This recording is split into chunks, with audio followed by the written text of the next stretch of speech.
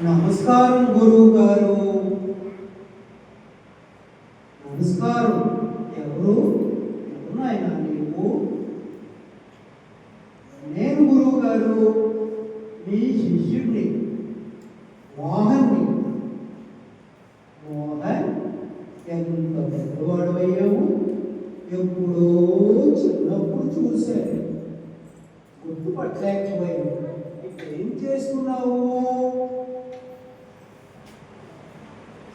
అయ్యా, మీ చదువు వల్ల మోహన్ చదువుకొని బడిపంతులైనాడు.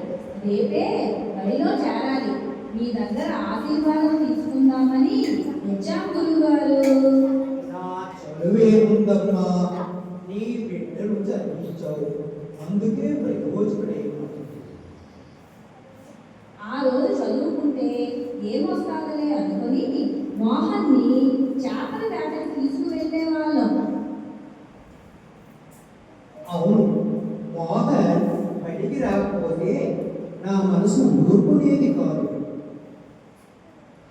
అవునయ్యా, మీరు మా ఇంటికి ఎన్నిసార్లు వచ్చేవారో, ఎంతగా బతిమలాడేవారో.